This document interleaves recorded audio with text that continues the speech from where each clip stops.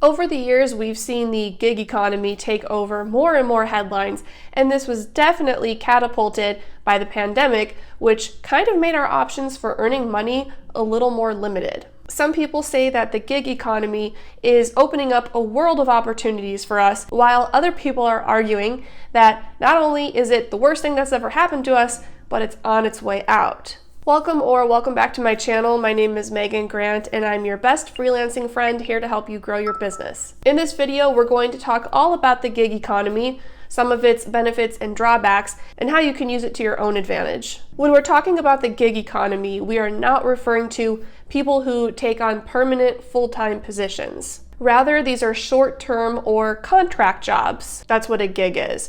Gig economy is a very broad term, and it includes all sorts of professionals from Uber drivers to freelancers, but in this video I'm speaking mainly to freelancers. Now, there are a few pros and cons to being a gig worker or a freelancer that I want to call out, so let's start with the pros. First, you get a lot more flexibility and freedom. Generally, you can work when you want, where you want. There's no clocking in or out of any job because you own the business. You make the rules, or most of the rules anyway. If you need to take off early to go pick up your kid from soccer, or you want to stop in the middle of the day to get a quick workout in, you can. I cannot stress this enough.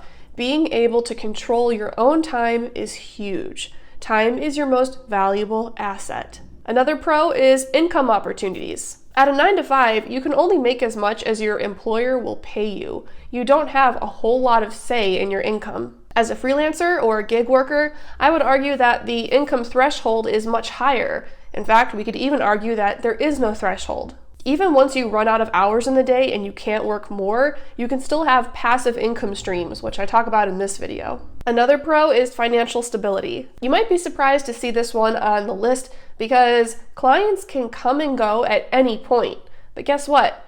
So can your employer.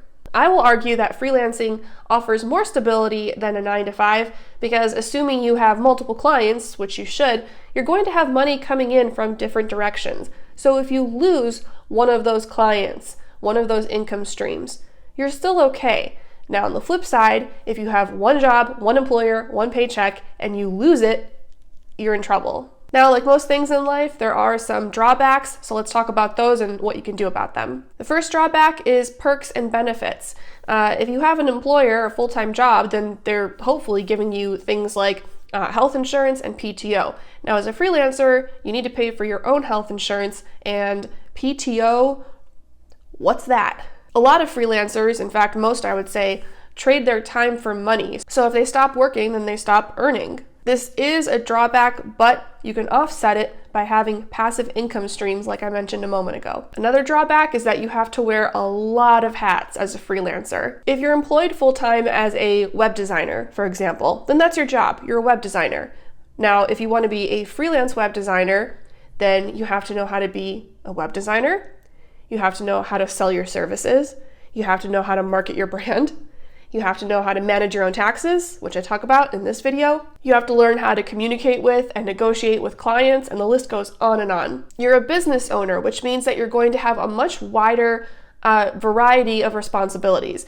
Now, personally, I don't see this as a con, as a drawback. I just think it's different, and in a way, I think it offers certain advantages, but it is something to be aware of. And I've seen a lot of the freelancers that I work with, this is something that has caught them off guard. You might be an amazing writer, as an example, but if you don't know how to sell your services, then it's kind of a moot point that you're a good writer because you're not going to be able to land clients. Another drawback of being a gig worker or a freelancer is that in some ways, there's more pressure. I will say this about working full-time for someone else. It is really nice to clock in, do your job, clock out, and collect your paycheck. With freelancing, there's a different kind of pressure because everything comes down to you, good and bad. So whether your business skyrockets and does really well, or whether it blows up in your face, it's all on you. And also because it's a lot of responsibility and a lot of different types of responsibility, you have to be really careful to set healthy boundaries, or your freelancing business is going to completely consume you. I talk about that more in this video. Another drawback is that there is less predictability with your income. Because as a freelancer, your income can vary from month to month, there's no guarantee how much you're going to make. On the other hand, if you're employed 9 to 5, most professionals, their paycheck doesn't really fluctuate all that much. You might get bonuses or commissions or things like that, but you at the very least know what your base pay is going to look like. This is something I really like to work on with my students, because where I see a lot of freelancers go wrong is they go after one-off projects. So they'll get quick injections of cash from one client here and then one client there, when really, as much as you can help it, you should be trying to get your clients on long-term monthly plans, because that's going to bring more stability and predictability to your income, so it's not doing this as much. You kind of have to look at all of these trade-offs and ask yourself, is the bad worth the good, or is the good worth the bad?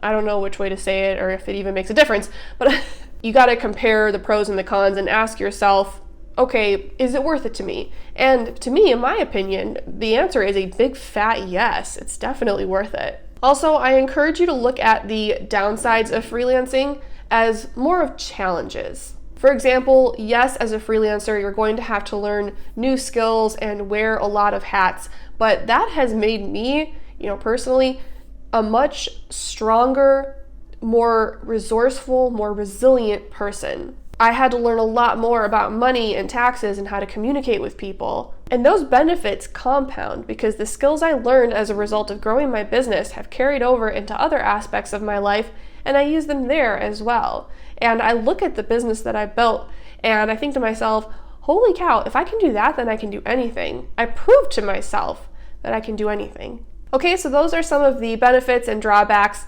of working as a freelancer in the gig economy. If you are currently employed full-time and you're considering transitioning to freelancing, something I talk about in this video, maybe you're hesitant to kind of pull the trigger because you have noticed that the gig economy sort of got a bad reputation. I can tell you why that's happened. The reason that has happened, or the main reason, is that the gig economy has been characterized and stereotyped as a way to get cheap labor. Freelancers, you probably already know what I'm talking about, job boards and bidding sites, which I go over in this video. Employers know that they can hire freelancers for dirt cheap, for literal pennies, because there are freelancers out there who will accept that. So it lowers the standards for all of us. I've been writing for 14 years professionally, and still to this day, sometimes I'll be talking to a potential client and I'll tell them my rates. And they'll look at me and be like, I could get that for way cheaper on Fiverr. The good news is that we have the power to raise the bar here. If we charge what we want and don't cave to cheap clients, then they'll have no option but to start paying us what we ask for. The bad news is we have the power to raise the bar. And what I mean is it's on us to do that, because they're not going to do it for us. Clients aren't going to offer to pay us more. We have to expect it. I do want to reassure you that there are clients out there who will pay you what you want, okay? But as a freelancer, you have to know that, especially in the beginning, these opportunities aren't going to fall into your lap. You have to go out and get them. You have to be really proactive. This is why, this whole thing is why I'm so against job boards and bidding sites. I like the idea of them. It's a good idea, but the execution is terrible. They're so saturated, so it's a race to the bottom. Freelancers compete with each other by lowering their rates over and over and over again, and clients know this, so they intentionally go to those websites to find freelancers for cheap. I want to acknowledge here, because I feel like someone's going to come for me in the comments. I understand that different countries have very different economies. That is a very separate conversation. I'm not trying to knock anyone for their rates, and I'm certainly not trying to make any blanket statements. The gig economy presents amazing opportunities for so many of us, and for people who say that it's dying, it's not, it's getting bigger. Some stats say that as of 2021, the global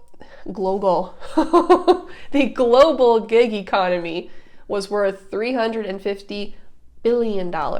Okay, so you know what the gig economy is, you know what some of the pros and cons are. How can you protect yourself as a freelancer and best leverage the gig economy to make a stable income? Here are a few tips. Tip number 1, always have several clients that allow you to spread out your income fairly evenly. If you have, as an example, at least 4 clients and they're all paying you roughly the same amount of money, you're in a good place. If you have 3 clients or fewer, you're not in a great place because if you lose one client, you lose a huge chunk of your income. And however many clients you have, if the bulk of your income is coming from 1 or 2 of them, then you're also not in a good place because once again, if you lose one of those really high paying clients, you lose a good chunk of your income. You never want to rely too heavily on any one client. Take it from me because I've done it. You want to be able to lose a client, which is going to happen, and still be okay financially. Tip number 2, get comfortable selling. If you are a freelance writer, it's not enough to know how to be a great writer.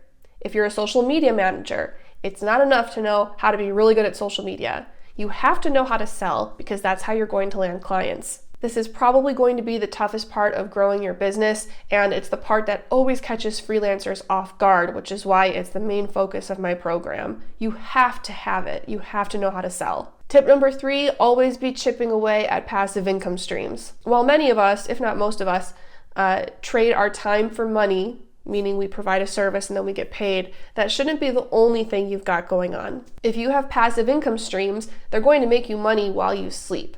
So as an example, I sell digital products and mini courses 24/7, 365. I wake up to sales, okay? So it's very, very hands-off. I know that freelancers kind of have the reputation for being broke, but if you learn how to work not just hard, but also work smart, and if you pay attention to strategy and building a stable business, then there's no reason that this can't work for you, even in a recession, which I talk about in this video. The gig economy is alive and well, and it's growing. Whether you want to freelance as a small side hustle or you're looking to make that your full-time gig, you have to have a proven strategy for selling your services and landing clients. The challenge here is that there is so much information available about this online. A lot of people are talking about it, and unfortunately, a lot of that information is really bad.